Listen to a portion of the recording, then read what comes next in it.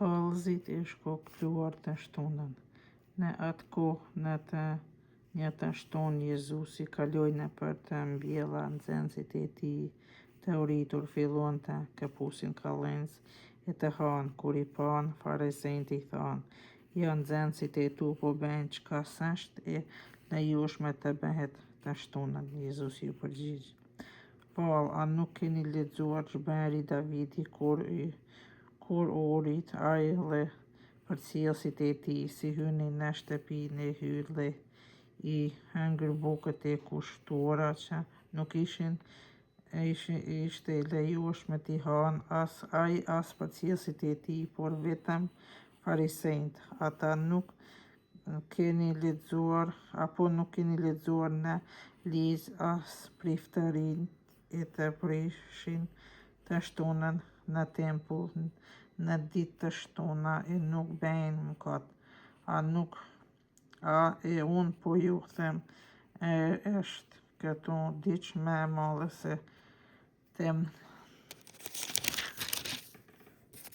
se tempulli." Ta kishin kuptuar se çdo të thot fjala dua mëshirën e jo flinë. Nuk I kishit dënuar këta njerëz që s'po bëjnë faj. Biri I Njeriut është me të vërtetë I Zoti I të shtunës. Njeriu me dorë të thaë.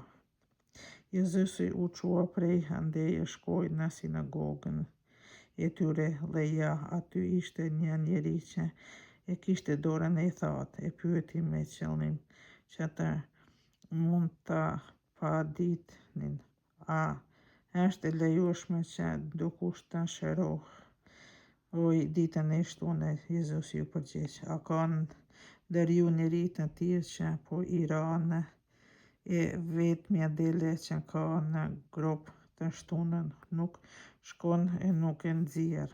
Ai njeriu sa është më I vlefshëm se delja. Prandaj kush thotë se nuk është e lejueshme të bësh mirë të shtunën, atëherë I tha njeriut: Shtrije dorën tënde. Ai e shtiu dorën e dora iu shëndosh e si tjetër. Farizejt si dolën jashtë mbajtën këshillin kundër tij si ta vrasin. Jezusi, shërbitori I hyjt I zgjelur. Kur Jezusi e mori vesh, u largua prej andej. Pas tij shkuan shumë vetë dhe ai I shëroi të gjithë. U urdhëroi që të mos e shpallin për të shkruar në vend fjalën e Izaias profeti: "Ja, shërbitori im, të cilin e zgjolla, I dashuri im që e ka për zemër shpirtin im, në të do të vënë shpirtin tim. Ai do të lajmëroj paganërit fenë e vërtetë, nuk do të kërcënohet, as nuk do të bërtas, askush s'do të dëgjoj zërin e tij në shesh, as kallamin e shkelur s'do ta thyej, as fitilin që veç sa tymon nuk do të ndalë, deri që të mos ta kenë çuar të drejtën në fitore. Në emrin e tij do të shpresojnë popujt." Jezusi Belzebuli. Atëherë I asollën një të djallosur që ishte I verbët e Mehmet. Jezusi e shëroi, kështu që Mehmeti mund të flasë e të shohë. Mbar populli mbeti I habitur e thoshte: "A mos është ky biri I Davidit?" Por farizejt nuk e dëgjuan. Thanë: "Ky nuk dëboi djajt vet, por I ndihmoi Belizebuli, kryetari I djajve." Jezusi, duke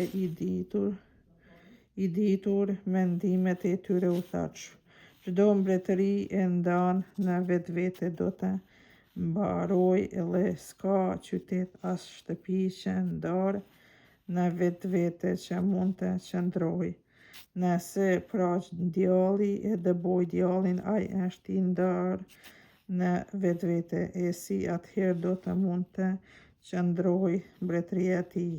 Nëse unë po i nxjerr kam djaj me ndihmën e Belzebulit, me ndihmën e kujt i dëboj bijtë tuaj. Prandaj ata do të jenë gjakatë tuaj, por në qoftë se unë i dëboj djajt me ndihmën e shpirtit të hyj, do të thotë se arriti ndër ju mbretëria e hyjt, ose prapse si mund të hyj ndokush në shtëpinë e të fortit e ti rrëmbej ore në ditë, në qoftë se me par nuk e lidh të fortin. Kush vetëm atëherë mund t'ja plaçkish shtëpinë. Kush nuk është me mua është kundër meje, e kush nuk mbjell me mua është shkapërderë. Prandaj po ju them, çdo faj e blasfemi do t'u falet njerëzve, kurse blasfemia kundër Shpirtit Shenjt nuk do të falet. E nëse ndokush thot ndonjë fjalë kundër birit të njeriut, mund t'i falet faji, por nëse ndokush thot ndonjë gjestën kundër Shpirtit Shenjt, nuk do të falet as në këtë, as në botën e ardhshme. Pema njihet prej frutave të saj. Për të pasur fryt të mirë, duhet të keni pemën e mirë. Në paqim pemë të keqe, ju do të keni fryt të këqija, sepse pema njihet prej frytit. Gjarparinesh si mund të flisin mirë kur jeni të këqin, sepse çka zemra qet goja. Njeriu i mirë prej visarit të mirë nxjerr gjëra të mira. Njeriu i keq prej visarit të keq nxjerr të këqija. Unë po ju them, njerëzit do të përgjigjen në ditën e gjyqit për secilën fjalë të kotë që do ta kenë lënë, sepse në sajë të fjalëve të tua do të shfarësohesh, ose në sajë të fjalëve të vetë do të dënohesh. Të dishmit kërkojnë një shenjë. Një herë disa skribë, disa farisej morën fjalën e thanë: Mësues, prej teje duam të shohim një shenjë. Ai u përgjigj: brezëria e prap dhe lavire shenjë kërkon. Shenjë tjetër s'do t'u jepet përveç shenjës së Jonës profet. Sikurse Jona që në barkun e parbindshit të detit 3 ditë e 3 netë, ashtu edhe Biri i njeriut do të jetë në zemrën e tokës 3 ditë e 3 netë. Njerëzit e Nineves do të ngriten ditën e gjyqit bashkë me këtë brezëri dhe do ta dënojnë, sepse ata u kthyen në predikimin e Jonës. E ja, këtu diç më shumë se Jona. Mbretëresha e jugut do të ngritet ditën e gjyqit bashkë me këtë brezëri dhe do të dënojnë, sepse ajo erdhi nga skaji i botës për të dëgjuar urtësinë e Salomonit, dhe ja diç këtu më shumë se Salomoni. Kthimi i djallit. Kur qoftë largu të ketë dalë nga njeriu, ende nëpër vendet të shkretuara duke kërkuar pushim, por nuk e gjet.